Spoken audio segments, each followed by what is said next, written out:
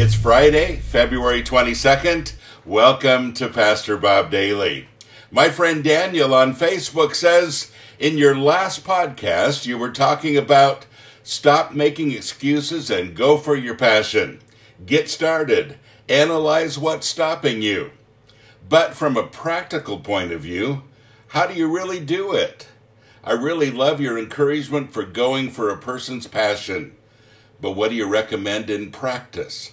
Should I focus on being in prayer and sitting in a room for hours listening to what God might say? Or should I spend most of my time looking for business-related contacts?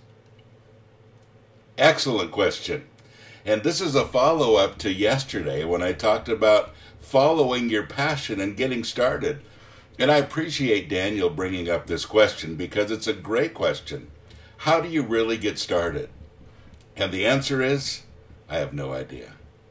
That's not what you were looking for, was it?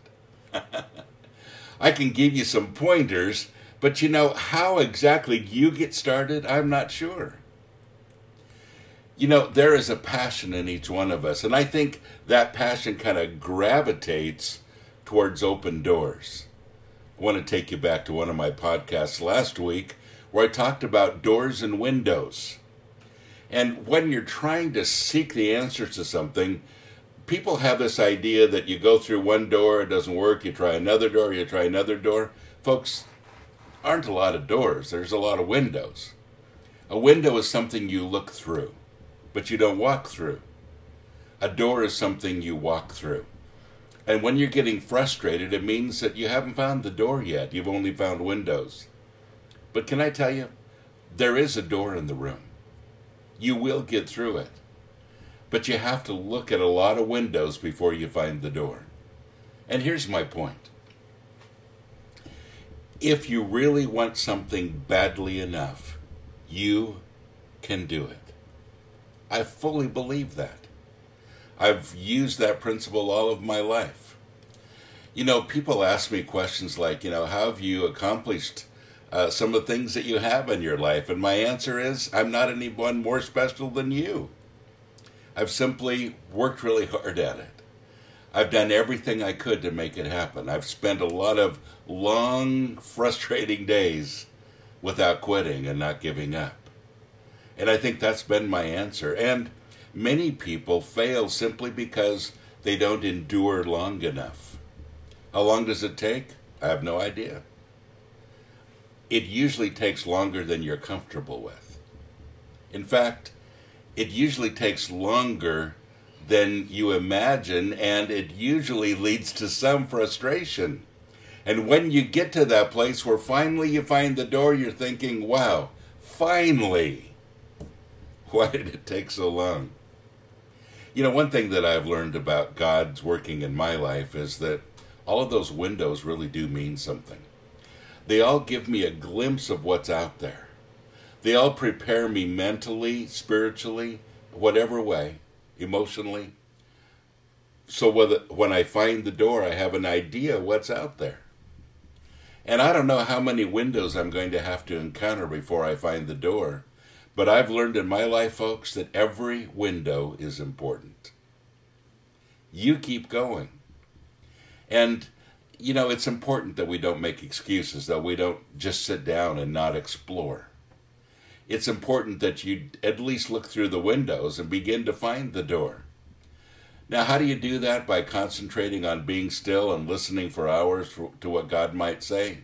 That sounds very spiritual, but it doesn't work for most of us. It doesn't work for me. Oh, I love prayer. I love listening to God. But I found that the place where I really find my answers and find the door is when I'm walking towards them. Now, I always have an ear open to what God might say. But just to sit there and pray is not being active. Preparing your heart, yes. Finding the door, that involves some walking. And folks, here's the important thing too. When your passion begins to consume you, you will eventually find the door. So, do you spend your time looking for business-related contacts? That's a great idea too. Sometimes you have to kind of make up your own. Sometimes it involves a move. If you can't find people that are If you're putting a band together, for instance, and you can't find people in your own town that are willing to explore those possibilities, move. Seriously. If you can't find an answer to a problem, you may be looking in the wrong location. There may not be a door there. It involves exploring. It involves some work on your part, and it involves a lot of times some very frustrating moments. But listen to me. It's worth it. It's worth it. When you begin to find your passion and live in your passion, your life explodes. It changes. You feel that sense of purpose. You feel like you're alive and you're living for God, and you feel like, you're on the right track, and that feels wonderful.